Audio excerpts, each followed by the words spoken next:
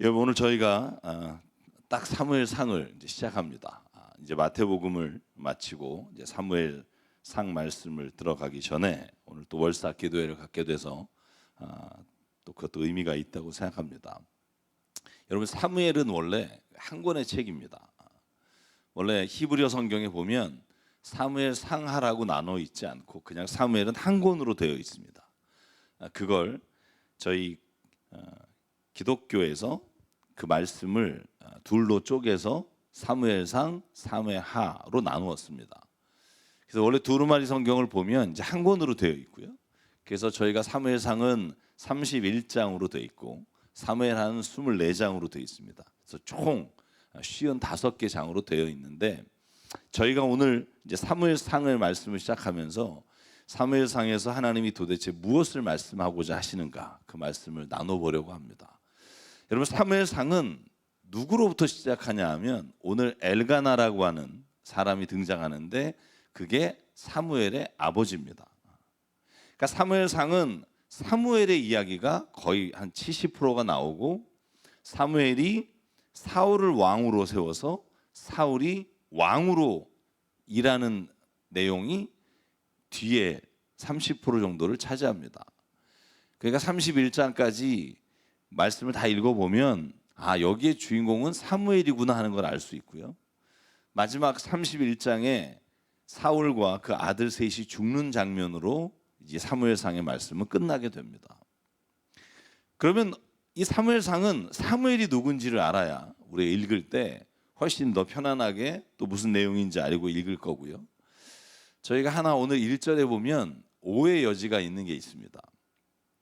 우리가 그 어렸을 때 그 에브라임 산지에 사는 이렇게 개정 기억이 되어 있는데 오늘 저희가 읽는 세 번역에는 에브라임 지파에 속한 수베 자손 이렇게 엘가나라고 나옵니다. 그래서 만약에 퀴즈를 하면 엘가나는 어느 지파 사람인가요? 그러면 10중 8구 에브라임 지파입니다. 이렇게 대답을 하는 경우가 많습니다. 근데 사실 사무엘은 만약에 에브라임 지파에 속했다면 제사장이나 하나님의 어떤 제사를 드리는 역할을 감당하지 못했을 겁니다. 여러분, 역대상 6장에 보면 쭉 이스라엘의 이 족보가 나올 때 그 족보 중에 이 엘가나 이름과 사무엘의 이름이 나오는 장면이 있습니다. 6장 27절인데 거기 역대상을 보면 엘가나 그리고 사무엘에 속한 지파가 어디냐면 레위 지파라고 나옵니다. 레위 지파 중에도 고핫 자손. 그래서 레위의 고핫 자손. 그래서 레위 지파가 사무엘이 원래 속한 지파입니다. 사실 그래서 성경 번역을 참 잘해야 된다 이런 말씀을 늘 드립니다만 저희가 이렇게 읽으면 오해 여지가 많죠. 에브라임 지파에 속한 수베 자손 엘가나 이러면 에브라임 지파일 거다라고 생각하지만 여러분, 우리가 잘 알다시피 레위 지파는 땅을 배분받지 못하잖아요. 그리고 레위 지파가 어떻게 되죠? 12지파의 각 성읍에 들어가서 그 각 지파의 예배와 제사를 인도한 게 레위 지파입니다.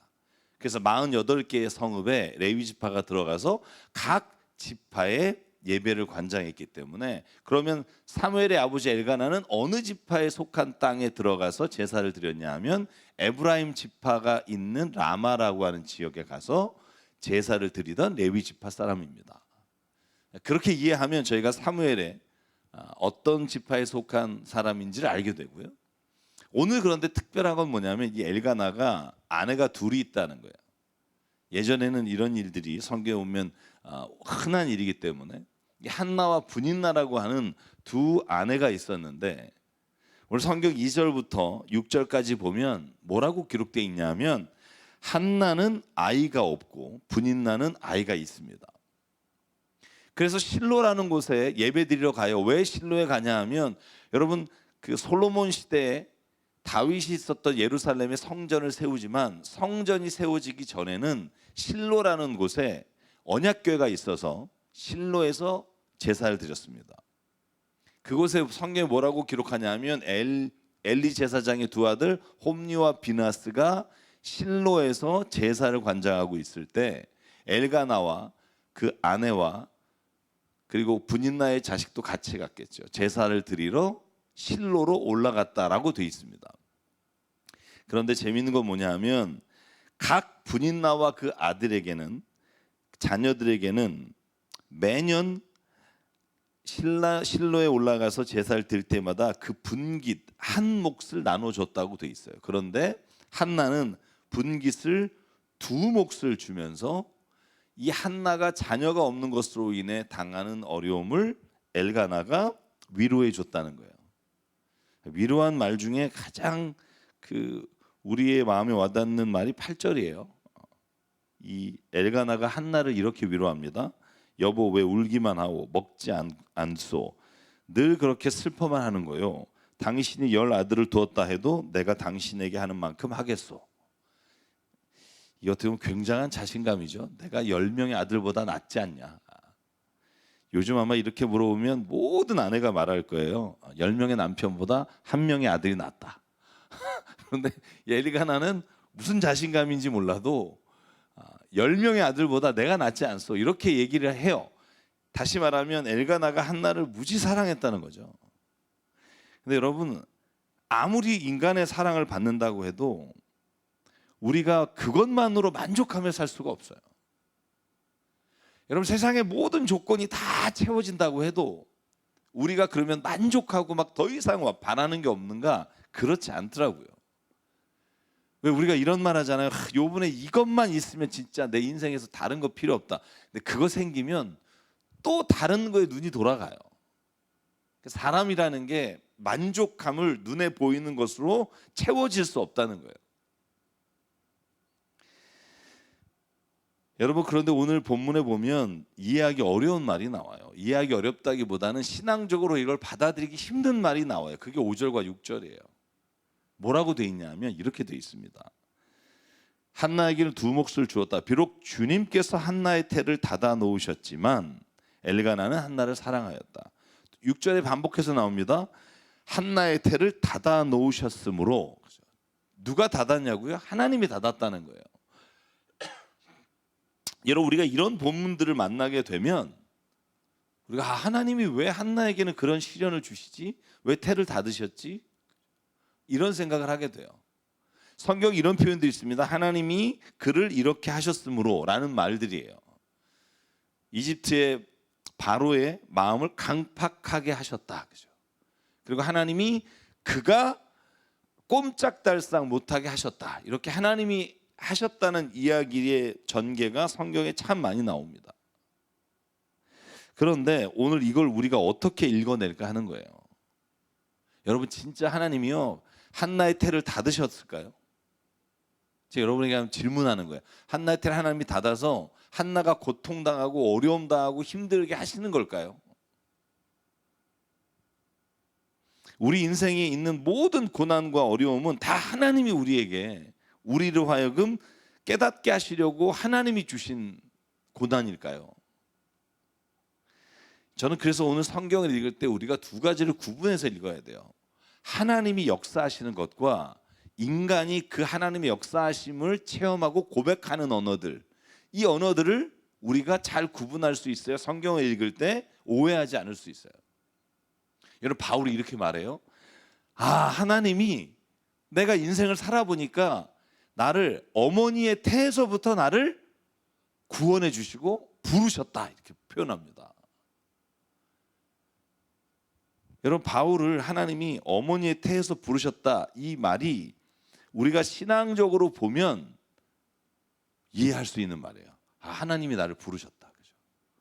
근데 이건 그러면 태에서 미리 하나님이 부르셔서 바울의 의지와 상관없이 하나님이 이렇게 이끌어 가셨나? 그렇게 묻는다면 또 그렇진 않아요. 여러분 우리가 그렇잖아요. 인생을 살아오다가 모든 고난과 역경을 지나오고 나서 우리가 고백해요. 하나님이 그때 그 고난을 주신 건 지금의 나를 지금의 믿음을 주시기 위해 지금의 이 배우자에게 믿음을 주시기 위해 이런 어려움을 주셨구나 라고 우리가 신앙으로 고백해요. 근데 만약에 하나님이요 나를 그렇게 어렵게만 쭉 이끌어 오셨다라고 우리가 생각한다면 여러분 그건 우리의 의지와는 상관없이 하나님이 모든 걸 다 주관하신다고 생각하게 됩니다. 저는 우리의 인생에 있어서 하나님의 하시는 영역과 인간이 하는 영역이 반드시 있다고 생각해요.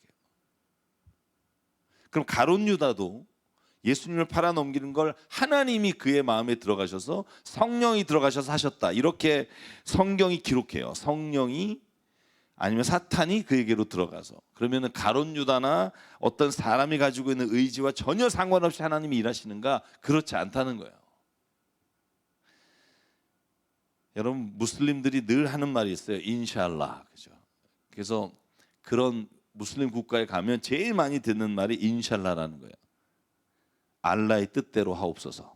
모든 게 알라의 뜻입니다. 이런 말이에요. 알라가 뭐예요? 하나님이라는 단어예요. 모든 게 하나님입니다. 뭐 폭탄 테러를 당해도 인샬라. 무슨 어려움이 와서 수해를 입어도 인샬라. 그런데 하나님은요, 인간에게 맡긴 영역과 자연이 맡긴 영역을 하나님께서 다 개별적인 사건으로 얘는 이렇게 하자, 얘는 이렇게 하자라고 말했다고 성경이 기록하는 게 아니라 이 모든 것을 믿음의 시각으로 바라보면 하나님의 경륜과 뜻이 있음을 알게 된다는 거예요. 여러분, 모든 사람이 고난을 지나고 나서 하나님이 하셨습니다라고 고백하는 게 아니에요. 누가 할 수 있냐 하면 하나님을 믿음으로 바라보는 사람만이 모든 고난이 지나간 후에 하나님이 하셨습니다라고 고백하는 거예요. 오늘 한나가 이렇게 고백하고 성경에 기록한 이유가 뭘까요? 한나의 태를 하나님이 닫으셨다. 이게 사무엘을 얻고 나니까 눈물 후에 하나님이 그의 기도에 응답하셨다는 믿음과 확신이 있으니까 성경이 그렇게 고백하는 거예요. 이 일도 하나님이 한나를 통해 사무엘과 같은 아들을 하나님께 바치기 위해 하나님이 행하셨습니다라는 신앙의 고백적인 언어로 오늘 이 말씀을 기록하고 있어요. 여러분, 우리가 인생을 살다 보면 우리의 죄와 우리의 잘못과 상관없이 고난을 당할 때가 있어요. 홍수가 나서, 재해가 나서, 아니면 국가에 전쟁이 일어나서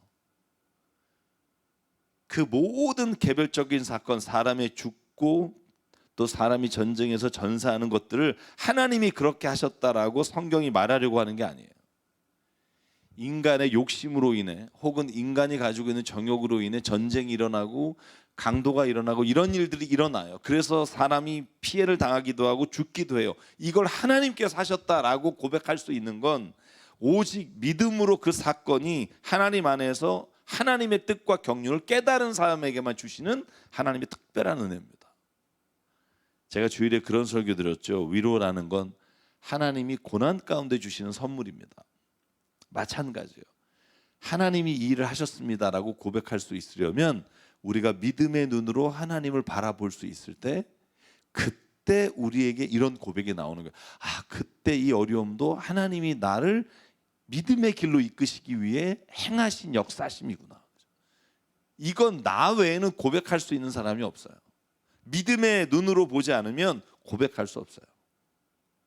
한번 보실래요? 어떻게 이게 하나님의 역사하심이 될까요? 한 여인이 아기를 갖지 못한 게 그냥 인간의 고난으로 끝날 수 있어요. 그런데 이게 어떻게 하나님의 역사하심으로 바뀌냐 하면 한나가 9절과 10절에 보면 그의 눈물을 기도로 바꾸는 거예요. 여러분, 한번 9절 한번 읽어볼래요? 한 번은 엘가나 일행이 실로에 있는 주님의 집에서 음식을 먹고 마신 뒤에 한나가 일어나서 자리를 떴다.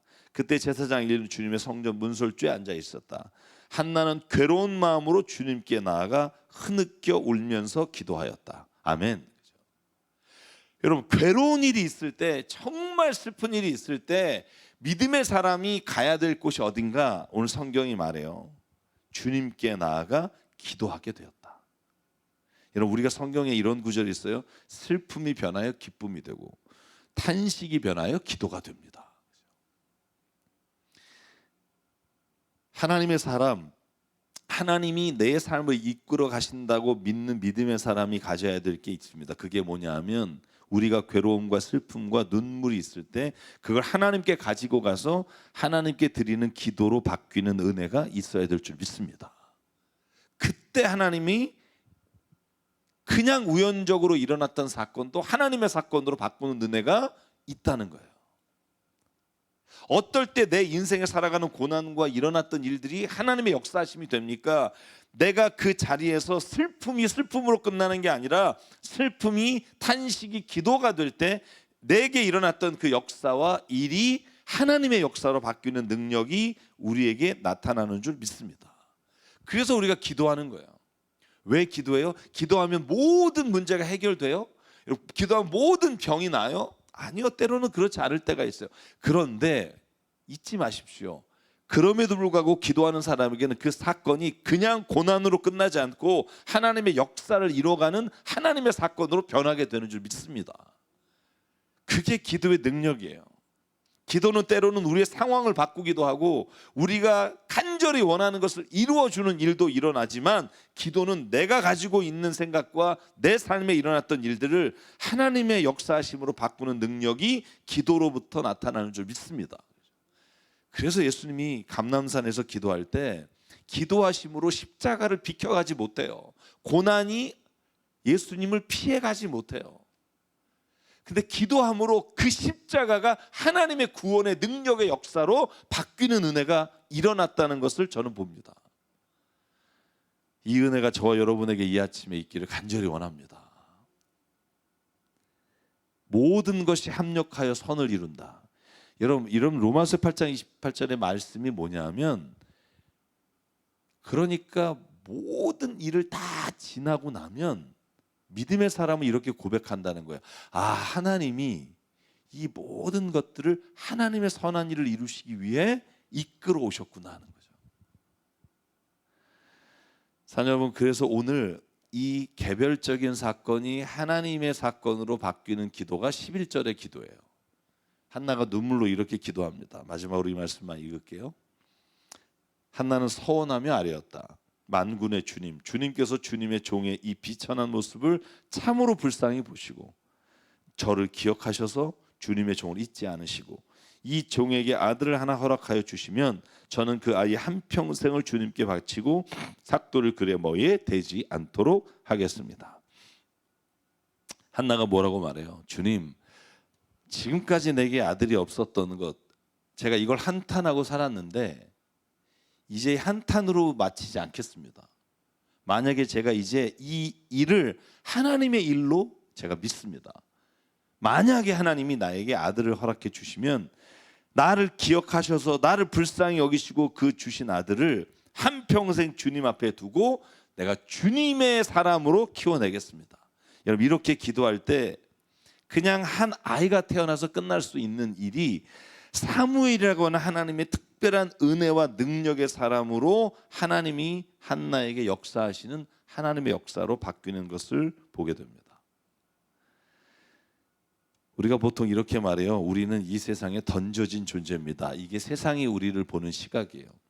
아무 의미도 없고 그냥 우리는 우리가 사는 이곳에 던져진 존재입니다. 이걸 우리가 보통 P2 존재라고 그래요. 던져진 존재예요. 어느 누구도 내가 여기에 왜 던져졌는지 몰라요. 그때 우리가 어떤 사람이든 한 가지를 해야 돼요. 내가 여기에 왜 있는지에 대한 의미를 자기가 깨닫고 발견해야 돼요. 여러분, 오늘 한나는요, 그 모든 과정을 하나님의 눈으로 바라보니까 아, 여기에 나를 보내신 이유가 있구나 하는 걸 깨닫게 되는 거예요. 사랑하는 여러분, 아직도 내 삶에 내가 왜 오늘 여기에 있는지 잘 모르겠다면 오늘 하나님이 오늘 한나에게 오늘 하나님이 왜 자식을 주지 않으셨을까? 하나님이 오늘 내가 낳은 자식을 하나님의 사람으로 바치시기를 원하는구나, 이걸 깨달은 것처럼 내 삶에 이곳, 이 일, 이 사람이 오늘 내게 하나님의 역사하심으로 바꾸기를 원하시는구나, 이렇게 믿음으로 고백할 때 하나님이 오늘 우리가 기도하는 그 기도에 응답하시는 은혜로 역사하실 줄 믿습니다. 그게 사무엘상 1장부터 31장의 모든 걸 말씀을 읽어보면 그 일이 이루어지는 과정이라는 걸 알 수 있어요. 사울도 마찬가지고요. 엘리 제사장의 두 아들도 마찬가지고, 사무엘상 4장에 가면 엘리의 두 아들 홈리와 비나스가 전쟁에서 죽게 돼요. 법궤도 뺏기게 되고, 여러분, 법궤를 뺏기고 제사장이 죽어요. 엘리 제사장은 또 그 얘기를 듣고 목이 부러져 죽고, 이거 완전히 망한 거죠. 그런데 법궤를 뺏겨서 망할 것 같은 게 인간의 눈이라면, 그런데 그 뺏긴 법궤가 다시 하나님의 나라 이스라엘로 들어오는 과정을 통해서 하나님을 보게 되면 그 고난은 우리에게 있었던 어려움은 결코 고난으로 끝나지 않고 하나님이 또 다른 이스라엘의 역사를 이끌어 가시는 새로운 능력이 됨을 보게 하시는 겁니다. 그게 믿음의 눈이고 그게 하나님의 사람이 우리의 모든 삶의 자리를 바라보는 시선이 되기를 주의 이름으로 축복합니다.